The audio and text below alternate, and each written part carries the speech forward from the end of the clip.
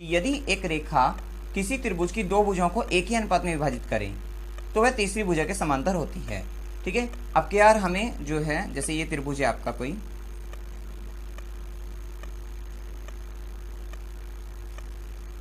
त्रिभुज है, ये ए बी सी, तो उसने ये कहा कि यदि किसी त्रिभुज की दो भुजाओं को एक ही अनुपात में विभाजित करे कोई भी रेखा हो। ठीक है, तो जैसे ये जो है यहाँ पर डी ई है, सी डी तक ले लिया था हमने, सी, ये डी, ये ई है।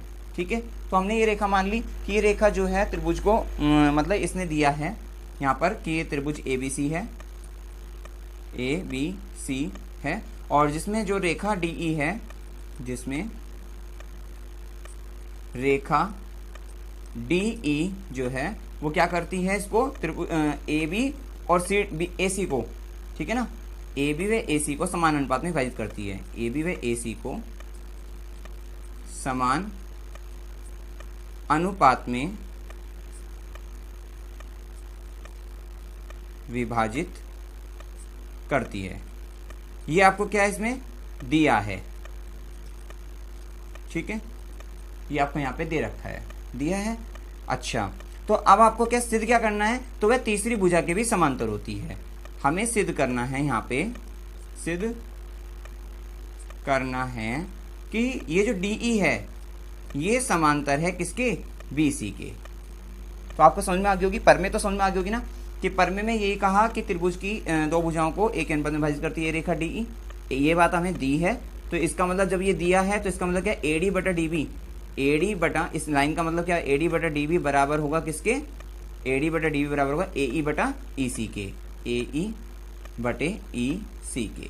ये दिया है, ये सिद्ध करना है DE समांतर BC। ठीक है, अब देखिए कैसे करते हैं हल।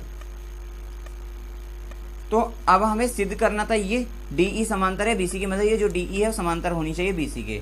हम इसका उल्टा लेकर चलते हैं कि मान लेते हैं कि समांतर है नहीं। ठीक है, माना DE जो है BC के समांतर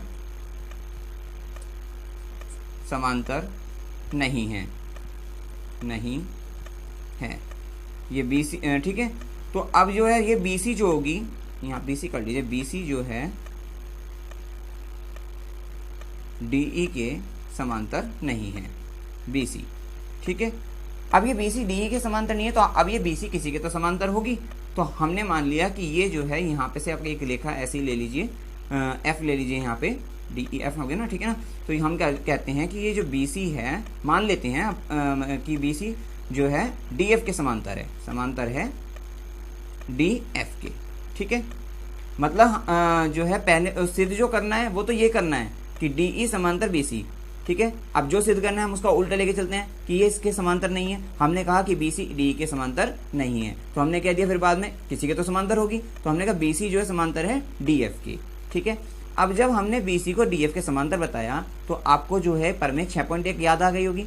ठीक है, तो परमेय 6.1 में क्या कहा था कि ये अगर इसके समांतर है तो आपका क्या होगा, ये AD बटा त्रिभुज ABC में ही, त्रिभुज ABC में, इसलिए क्या होगा, ये AD बटा जो DB होगा वो बराबर किसके होगा, AF बटा FC के।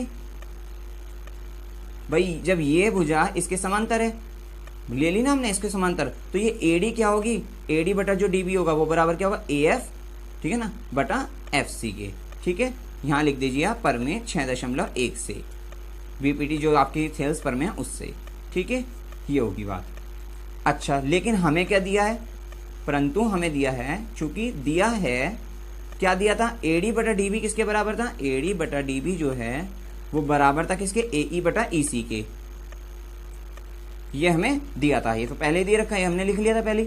ठीक है, तो अब आपने इन समीकरण, ये 1 थी, ये समीकरण हो गई 2, तो समीकरण 1 व 2 से, तो आप समीकरण 1 व 2 से क्या देख रहे हो कि ये AD बटा DB बराबर इसके भी है, AD बटा DB बराबर इसके भी है, इसका मतलब ये बराबर इसके हो जाएगा। क्लियर, नॉर्मल सी बात है कि AF बटा FC किसके बराबर हो जाएगा, आपका AE बटा EC के। क्लियर है इतनी बात।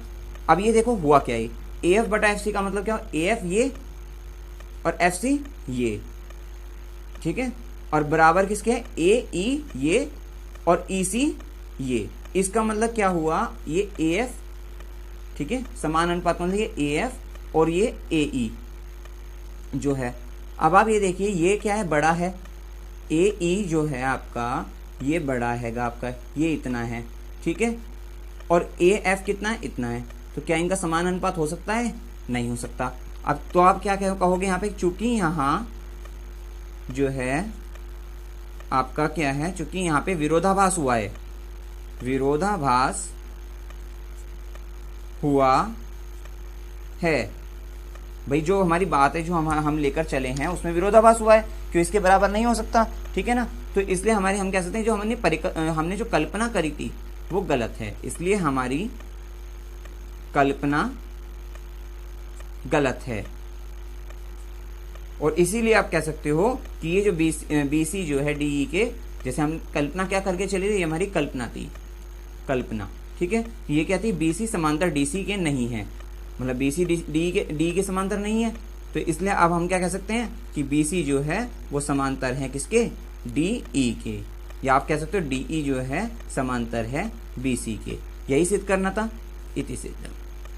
तो इसमें कोई भी प्रॉब्लम आप कमेंट सेक्शन में पूछ सकते हैं, सरल थी बिल्कुल एकदम, ठीक है ना। बस जो दिया कंडीशन हमें दी कि हमें उसने सिद्ध करने के लिए कहा था DE समांतर BC, हम उसका उल्टा लेकर चले, और हमारी जो उल्टा लेकर चलने पे जो हमारी आखिरी में जो पॉइंट आया वो हमारा गलत निकला, ठीक है, क्योंकि हमारा समानुपात हो ही नहीं सकता, ये आप मेजर करके देख सकते हो, ठीक है, नाप कर देख सकते हो, इसलिए विरोधाभास हुआ, इसलिए हम कह सकते हैं हमारी कल्पना गलत है, और इसलिए DE जो है